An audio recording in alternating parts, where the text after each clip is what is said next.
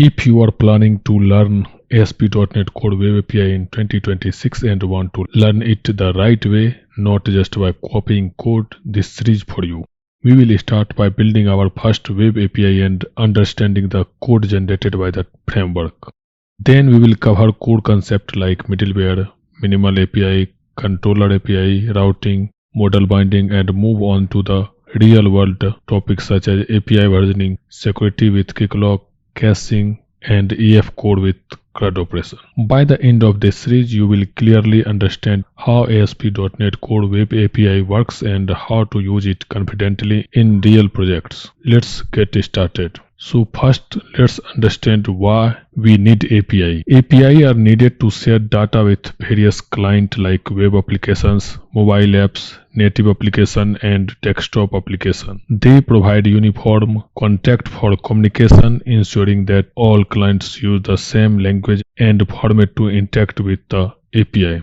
To work with ASP.NET Core Web API, we have to first install the ASP.NET Core workloads. So now let's see how to install ASP.NET Core workload. First, install the Visual Studio installer and then run it. If you have already installed any Visual Studio, then it will show in installed tab, and here you can modify it. You can click on modify and one new window will open. So here you can select ASP.NET Core and web development workload inside the workloads tab. Here I will not change anything. I will keep the default option and then click on modify. It will start downloading ASP.NET Core workloads and it will install the package. You can see here downloading is started and installation is also started for downloaded package.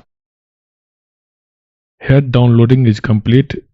Now it is finishing up some setting. Now it is cleaning up. Now the installation is done. Here I have one update available. I will not update it for now. So now open Visual Studio by clicking on launch. Now let's create our first ASP.NET Core Web API. Go to File menu, click on New and select Project/Solution. And here select the language C#. Select this Web API here. This is what we are going to create, ASP.NET Core Web API. So select this and click on Next. Here I will say first Web API and then click on Next. I am using the .NET 10 framework. I will not change anything for authentication type. I will keep it as it is, and also I will keep it checked because I want configure for HTTPS. So you have to check it. If you don't want HTTPS support, then you can uncheck it. If you want container support, then you can check it so that it will enable the container support. For now, I will not check it. And here I will keep it checked because I want support for Open API. This also I will keep it checked because I want the program class. If we not check this, then we will not get the program class.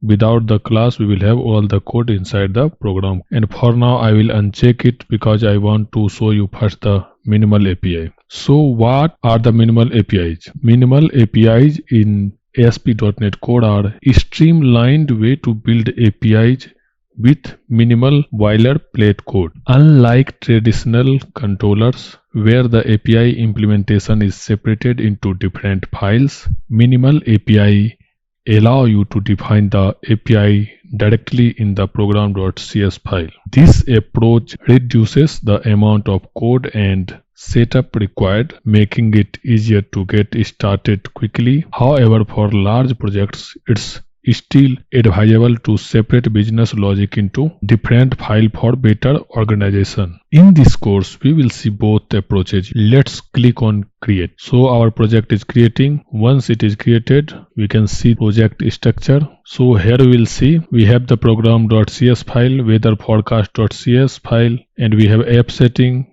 We have this first web API.http, and inside the property we have launch setting, where we will have all the setting related to launching our application. This we can see here. Here this is for HTTP support and this is for HTTPS support. You can see application URL for HTTP, we have this, and for HTTPS we have two HTTP and HTTPS both URL here. And the environment variable for ASP.NET Core environment is set to development in both the profiles. Now let's see the app setting. Here we have logging configuration. This is the place where we can add the connection string for the database. This is our startup file, which is program. Here we have main method and all this code. This we will see in some time. First, let's see the class. Here we have the model class for weather forecast and this first web API.http. This provides support to test our API. Let's first run and see. Here if you see, it is selected as HTTPS, so it will ask for SSL certificate. You can see here trust ASP.NET Core SSL certificate. If you trust it, then you can click on yes, otherwise you can click on no. After clicking on no, our program will run. And now let's try to check this API. To get the response for this API, we have to click on send request, and here you will get the error. You can see no connection could be made because the target machine actively refused it. So let's try to run with this URL HTTPS because I ran the application with the HTTPS. Let's click on send request.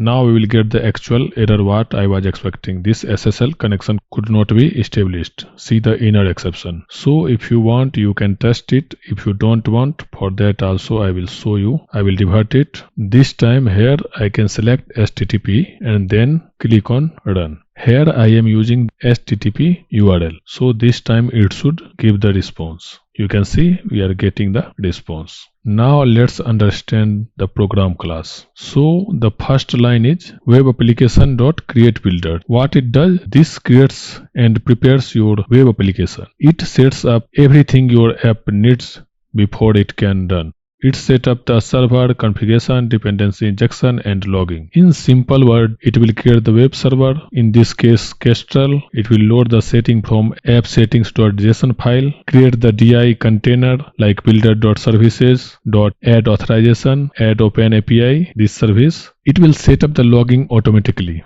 No need to configure anything. For example, here we can write app.logger.loginfo. I will say app log. Let's run and see. Here if you see the log, by default log level is info and the message you can see app log what we are passing here. So we no need to do any extra configuration for logging. Why this work? Because this create builder, register logging services, enable console and debug logging, and read log level from the app settings.json, which I already explained. This log level default setting is information. That's why we are getting as info here. Why we need this web application.createBuilder as the first line of code?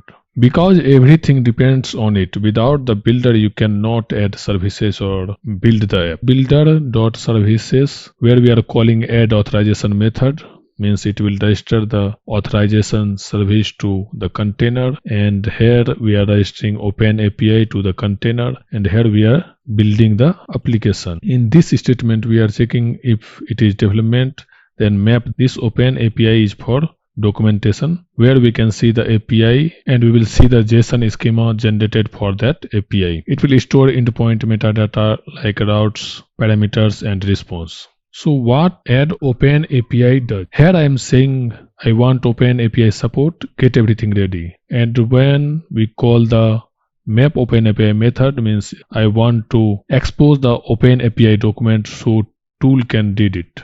Get the open API support ready. Now let's see what open API does. When we map it, then it will expose our API endpoint and schema in JSON format. Let's see how it looks. Let's run it.